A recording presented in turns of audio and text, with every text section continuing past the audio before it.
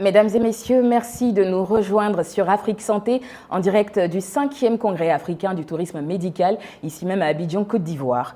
Prévenir vaut mieux que guérir. Dans Pédagogie Santé, nous vous accompagnons afin de décrypter les maladies, les gestes essentiels et les réflexes préventifs. Je suis Mounia Dago, bonjour et bienvenue.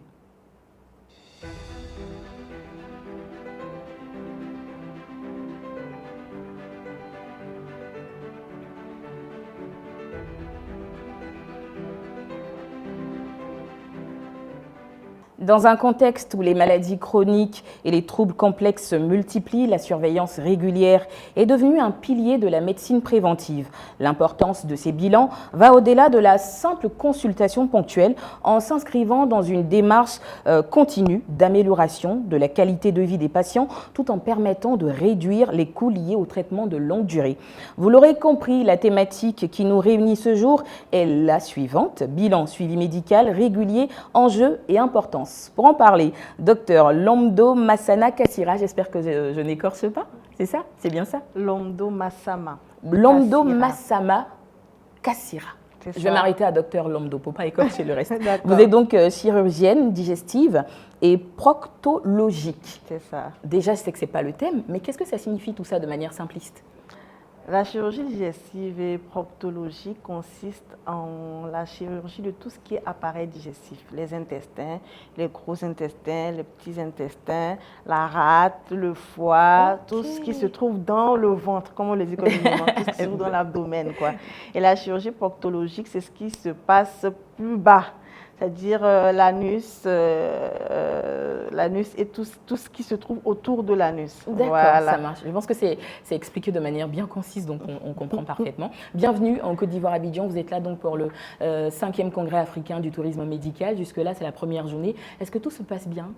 Ça se passe bien. Merci d'abord. Merci. Je suis honorée de participer à ce 5e Congrès de la MTC. Ça se passe bien. Très bien même. Ça marche. Alors là, on a une thématique qui nous rassemble en ce moment. Il s'agit donc du bilan, suivi médical régulier, enjeux et importance. Déjà, pourquoi il est important de faire un bilan de santé régulier? Il est important de faire un bilan de santé régulier pour pouvoir connaître son statut. Okay. Quand on parle de statut, il ne s'agit pas seulement du statut sérologique, mais de savoir son statut de santé. Qu'est-ce qu'il en est? Où est-ce que j'en suis au niveau de ma santé? Est-ce que je dois changer certaines habitudes? Est-ce que je dois traiter quelque chose? Qu'est-ce qui se passe exactement dans mon corps? C'est dans cette optique-là que toute personne doit se trouver à un moment donné de l'année. Ok. Et même si on ne fait pas de symptômes? Même si on ne fait pas de symptômes, parce que la plupart des maladies dangereuses et mortelles évoluent de manière insidieuse. Ok, en silence. En silence, de manière insidieuse, on ne les voit pas, mais lorsqu'elles apparaissent, c'est déjà parfois un peu trop tard. Okay. Quand on prend l'exemple du diabète, ou bien quand on prend l'exemple du cancer, il y a des cancers, lorsqu'ils apparaissent, c'est déjà trop tard. Oui. Lorsque les symptômes sont visibles, lorsque la symptomatologie est déjà handicapante, c'est déjà trop tard. Donc, il faut s'y prendre plus tôt. Ok. Voilà. Plus vite c'est détecté, mieux on pourra c'est. Mieux c'est. D'accord. Quels sont les examens médicaux les plus courants inclus dans un bilan de santé en général? D'accord. Par rapport à cette question, je dirais que le bilan de santé se fait en fonction de l'âge. Ok. En fonction de l'âge. Et aussi en fonction du sexe. Ok. Bon, pour ne pas un homme ou une femme. C'est ça, que c'est un homme ou une femme. Parce qu'il y a certains cancers qui sont spécifiques aux femmes. Par exemple, le cancer du col de l'utérus, vous voyez, le cancer des ovaires. Et aussi chez les hommes, la prostate, elle est spécifique à l'homme, vous voyez. Donc, vraiment, il faut scinder. Maintenant, si on veut être généraliste, si on veut parler vraiment de manière générale, il y a certains bilans qui sont simples et accessibles. Par exemple, la numération formule sanguine. Okay. Ça permet de pouvoir savoir est-ce que le patient a une anémie, est-ce que le patient a un problème au niveau sanguin. On peut même détecter certains cancers du sang à travers la numération formule sanguine. Okay. On peut évoquer des cancers à travers la numération formule sanguine. C'est vraiment accessible. D'accord. Il y a la numération formule sanguine, ça c'est de 1. Il y a la glycémie. La glycémie, vous voyez, juste un simple appareil, un glucomètre, on fait une petite piqûre au niveau du doigt. Vous voyez au niveau du doigt et on voit est-ce que la glycémie du patient, est-ce que la glycémie de la personne est élevée ou pas, ou bien au contraire trop basse. Okay. Il y a aussi le bilan rénal. C'est l'urée et la créatinine. On teste ça très facilement, c'est aussi accessible pour permettre de détecter une insuffisance rénale. Parce que vous savez, quand on arrive à un stade d'insuffisance rénale avancé, il faut faire de la dialyse et ça coûte cher. Oui. Et le pronostic aussi est réservé, ça diminue l'espérance de vie. Okay.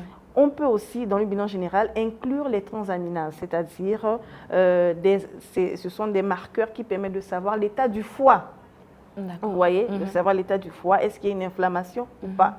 Donc, je peux citer comme examen pour récapituler la numération formule sanguine, la glycémie, l'urée et la créatinine et les transaminases. Ça, vraiment, c'est un minimum à faire. Maintenant, si on veut aller plus en profondeur au niveau du sexe, disons, c'est-à-dire que s'il s'agit d'un homme ou bien pour une femme, pour l'homme, on peut faire la PSA. C'est un examen qui permet de pouvoir détecter ou bien de pouvoir penser à une pathologie de la prostate. Vous voyez. Pour la femme, le frottis, tout simplement. Le frottis ou bien la mammographie. Vous voyez, ce sont des examens qui sont aussi accessibles. D'accord. Voilà. C'est-à-dire que, pour faire très simple, quand on se rend chez un médecin et qu'on veut faire un bilan de santé, on lui émet le vœu de faire tous ces bilans que vous avez cités à l'instant, ou bien d'en faire un en particulier. Ça dépend de non, nous. Il est préférable. Qu'est-ce qui est plus conseillé? Il est préférable d'abord de ne pas se rendre directement au laboratoire ou bien au centre d'imagerie, d'aller chez un médecin. Un médecin généraliste, on n'a pas besoin forcément d'aller chez un spécialiste, on va chez le médecin généraliste et le médecin généraliste d'abord fait un examen après l'interrogatoire. L'examen, il est sanguin? Non, il fait un examen physique. Ok, d'accord. Vous voyez? Parce que si le patient vient avec une idée en tête, alors qu'il ne sait pas qu'il y a d'autres choses qu'il faut rechercher, ce serait dommage de passer à côté de cela, vous voyez. Donc, mieux vaut aller voir le médecin généraliste, que le médecin généraliste fasse l'interrogatoire, fasse l'examen, et par la suite, il demande les examens adaptés, disons. Les examens adaptés, les examens complémentaires adaptés. D'accord. Voilà. Donc, vous avez bien noté. Direction donc chez un médecin généraliste. C'est ça. Vous y allez, il fait une observation et puis lui, il pourra définir clairement de quel type d'examen vous aurez besoin. Merci beaucoup, docteur, pour ça. Parce que je pense qu'il y a beaucoup de personnes qui vont directement aller se diriger vers un laboratoire alors que le mieux à faire, c'est d'aller vers un généraliste. Le mieux à faire, c'est d'aller chez le généraliste. Et comme je dis généraliste, il fait deux choses. Il fait l'interrogatoire pour poser les questions au patient. Comment vous allez? Qu'est-ce qui se passe? Est-ce que vous ressentez quelque chose? Même parfois, la chose la plus qui passe le plus inaperçue, c'est une chose qui est importante. Vous voyez, par exemple, je me gratte ou bien mes urines sont mousseuses, ce genre de choses-là, c'est important à noter. Il va savoir qu'il va faire certains examens à côté. Et en plus, quand je parle d'examen du médecin, c'est l'examen physique. Il va vous examiner, il va vous déshabiller, il va vous ausculter, vous voyez. Il va mettre le stéthoscope au niveau du cœur pour voir au niveau des poumons. Et comme ça, s'il y a quelque chose d'anormal, il va pouvoir demander des examens encore plus spécifiques. D'accord, c'est bien noté. Et du coup, à quelle fréquence on devrait faire un bilan de santé? Tant que cela est possible, le bilan de santé général devrait se faire au moins une fois par an. D'accord. Peu importe l'âge ou les antécédents médicaux? Non. On parle d'une personne lambda, pas d'un patient. D'accord. On parle d'une personne lambda qui se sent bien et qui doit connaître l'état de sa santé actuelle, dans l'actualité. Mais non, il y a certains marqueurs, on les appelle des marqueurs, par exemple le PSA, on le fait tous les 2 ans. D'accord. Vous voyez. Et par exemple, la coloscopie, à partir d'un certain âge, on le fait aussi tous les 2 ans. Vous voyez.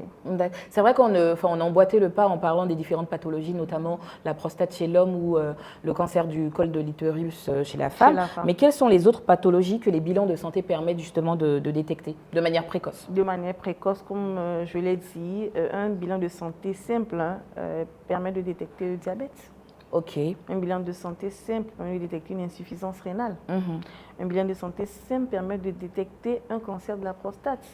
Et lorsque on se rend dans le cadre d'un check-up ou bien d'un bilan et on voit le médecin généraliste, avant même de le voir, les infirmiers vont prendre la tension artérielle. Et donc, on peut détecter une hypertension artérielle. Déjà. Vous voyez, déjà. Donc, tout ça, ce sont des pathologies qui sont importantes à connaître, qui sont importantes à détecter au plus tôt. Et vous voyez, juste des examens simples, juste une simple visite chez le médecin permet de pouvoir être diagnostiqué. Attends, oui, attends, surtout attends, avant que les complications ne s'installent. Ok, ça marche. Bah, c'est indéniable, nous sommes en Afrique. Déjà, les gens ont beaucoup de difficultés à aller dans les hôpitaux. Oui. Et quand on leur parle de bilan de santé, ils voient flou. Est-ce que vous, les professionnels de santé, vous avez mis en place des stratégies ou pas toute autre chose pour permettre ou sensibiliser la population à faire des bilans de santé? Oui, c'est par rapport à ça. Vous voyez, il y a des mois, par exemple des mois de dépistage. Oui. Disons que octobre rose, novembre bleu.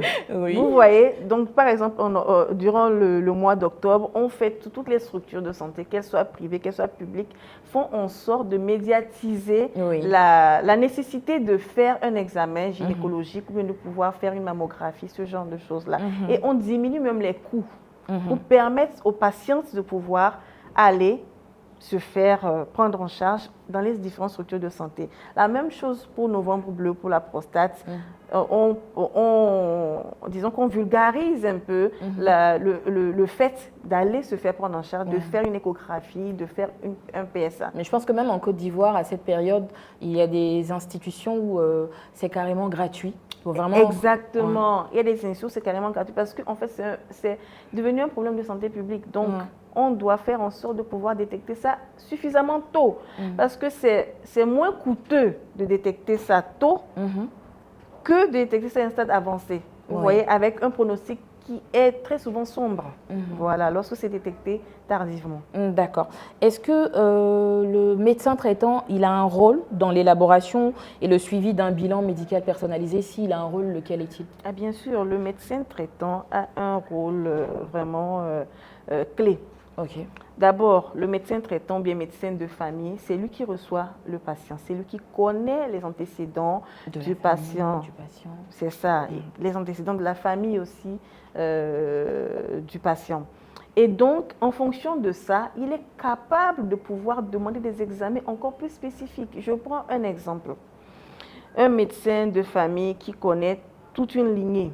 Et il sait que dans la famille, il y a du diabète, du cancer. C'est ça, du diabète, de l'hypertension, du cancer, du sein et de la prostate. Mais automatiquement, il aura le réflexe de demander ces bilans encore plus tôt. Comme je l'ai dit auparavant, le bilan de santé se fait en fonction de l'âge. Mais dans certains cas, il faut faire ça encore plus tôt. Vous voyez, par exemple, toute une famille qui a été décimée par un cancer du sein, ça arrive, hein, c'est possible. Ou bien par du diabète, par de l'hypertension. Mais le médecin traitant, il est au courant de cela. Donc, il va poser des actes de prévention, vraiment bien en amont, avant l'âge décrit par les autres membres de la famille. Il va demander à ses patients, demander aux membres de la famille de faire certains bilans pour pouvoir éviter l'issue, disons, d'une maladie déjà installée. D'accord. Je vais vous ramener un peu en arrière. Oui, qu'est-ce qui peut empêcher les personnes d'effectuer un bilan médical? Parce qu'a priori, il n'y a rien de dangereux, au contraire, c'est tout bénéfique. Mais comme je l'ai dit tantôt, il y a des personnes qui sont tout de même réticentes face à cela. Quels sont les freins qui empêcheraient les personnes à faire un bilan de santé médicale? Le premier frein, à mon sens, c'est un frein culturel. C'est un frein culturel parce qu'on a souvent cette habitude de penser que ce que je ne connais pas ne m'arrivera pas. Je sais, vous voyez, je vois. Ce que je ne connais pas ne m'arrivera pas. Si je ne pense pas à ça, je ne vais pas l'avoir. Si je ne pense pas à ça, je ne vais pas l'avoir. Bien, même lorsqu'on me l'a dit, si je ne fais rien dans ce sens-là, ça ne va pas s'aggraver. Ce n'est pas vrai. Et il faut vraiment laisser tomber toutes ces considérations culturelles et vraiment faire face à la réalité. Lorsque dans une famille, il y a par exemple des antécédents de cancer, la probabilité de faire un cancer, elle est grande. Donc, qu'est-ce qu'il faut faire? Il faut prévenir cela, il faut rechercher, il faut se faire dépister rapidement. Donc, vraiment, le premier frein, c'est un frein culturel. Le deuxième frein, je pense que c'est aussi l'ignorance. Mais je pense que les autorités sanitaires, quel que soit le pays, mettent vraiment en œuvre une politique de communication, parfois même assez agressive, et on passe par tous les canaux. que ce soit par la télé, que ce soit par la radio, pour des personnes qui sont très éloignées, que ce soit par les réseaux sociaux pour les jeunes. On met en œuvre vraiment une politique de communication très, très agressive. Donc ça, normalement, ce frein, mais cette barrière culturelle ne devrait plus exister d'ici quelques années. Le troisième frein, je dirais, c'est le frein financier. Je pense qu'effectivement, il y a des personnes qui n'ont pas les moyens de le faire. C'est pour cela qu'il y a les institutions publiques aussi, vous voyez. Et parfois, les institutions privées font des prix abordables pour pouvoir permettre à un maximum de personnes de pouvoir faire ces bilans. Parce que ce n'est plus une question de coût, une question de rentabilité, c'est une question de santé publique. Et de vie. Et de vie, c'est ça. Clairement. Quels sont les bénéfices concrets qu'un patient peut-il tirer d'un suivi médical régulier à long terme? D'abord, le premier bénéfice, c'est la vie. La vie. Pas seulement la vie, c'est la prolongation de la vie et c'est une bonne qualité de vie. Vous voyez? C'est la première chose. La deuxième chose, je reviens encore dans le domaine financier. Ça coûte moins cher de rechercher une maladie que de traiter une maladie. Vous voyez, ça coûte moins cher de rechercher un cancer du sein par une mammographie, un cancer du col de l'utérus par un frottis, un cancer de la prostate par un PSA ou bien par une échographie que de les traiter. Le coût du traitement des cancers, le coût du traitement du diabète, le coût du traitement de l'hypertension artérielle, mais c'est énorme. C'est énorme. Et vraiment, il faudrait que les gens se rendent compte de cela. C'est énorme. Et en plus, ce sont des pathologies qui sont chroniques. Donc, ce n'est pas une seule fois qu'on paye, on paye vraiment tout le long de la vie. Pour pouvoir se maintenir en vie, on paye. Donc, c'est vraiment un avantage. Le premier avantage, comme j'ai dit, c'est la qualité de vie et c'est une bonne qualité de vie. Et pas seulement la qualité, la quantité. Donc, en fait, on a une vie qui est plus longue, qui est bien et plus longue. C'est ça, qui est bien et plus longue. Voilà. Je pense que c'est la chose la plus importante à noter. C'est compris. Alors, ça va être la dernière question avant votre mot de fin. On parle de nouvelles technologies comme la télémédecine ou les applications de santé. En quoi est-ce qu'elles facilitent le suivi médical? Elle facilite le suivi médical parce qu'elle permet de pouvoir répertorier différents types de patients et différentes pathologies. Donc, comme ça, nous permet un suivi plus régulier, quel que soit le lieu où on se trouve. Comme vous l'avez dit, je suis en Côte d'Ivoire actuellement, mais ça ne m'empêche pas de pouvoir suivre mes patients. J'ai même un de mes patients qui m'a appelé ce matin pour me demander mais comment je fais pour les soins, où est-ce que je vais? J'ai pu lui répondre parce qu'il y a les nouvelles technologies de l'information, de la communication. Et donc, le personnel de santé est appelé à l'utiliser. On ne peut plus s'en passer. On est dans le monde de la digitalisation, on ne peut plus s'en passer. Donc, pour le personnel de la santé, c'est ça. Pour aussi les patients, ça permet aux patients de pouvoir accéder à un maximum d'informations. Vous voyez, on n'a pas besoin d'aller loin. Il suffit de rechercher, voilà, et on trouve en fait, aussi longtemps qu'on cherche comme il le faut. Voilà, ça c'est très important. Il faut chercher comme il le faut. Il ne faut pas chercher à chaque symptôme, il faut vraiment être orienté. Parfois, le médecin peut aussi vous orienter. C'est clair. Voilà. Docteur Lamdo, comme je l'ai dit tantôt, c'était la dernière question. Je vais vous laisser dire votre mot de fin tout en exhortant la population qui nous regarde en ce moment à faire un bilan de suivi médical surtout. C'est face caméra. D'accord. Mesdames et messieurs, que ce soit des petits, que ce soit des grands, quel que soit votre statut social, quel que soit votre statut économique, quel que soit votre statut de santé, quel que soit le lieu où vous habitez, je vous exhorte à consulter. Je vous exhorte à connaître votre statut, le statut de votre santé. Où est-ce que vous en êtes? Qu'est-ce qu'il faut faire? Comment vous pouvez vous améliorer? Comment vous pouvez faire pour pouvoir prolonger vos jours et en excellente santé? Merci. Merci, docteur Lamdo. Merci d'avoir répondu à notre invitation. Je rappelle que vous êtes chirurgienne digestive et proctologique. C'est ça. Merci en tout cas. Et je rappelle qu'on a discuté donc autour du thème bilan, suivi médical régulier, enjeux et importance. Merci à vous d'être restés connectés jusqu'à la fin de cette entrevue. On se retrouve très vite avec un nouvel invité.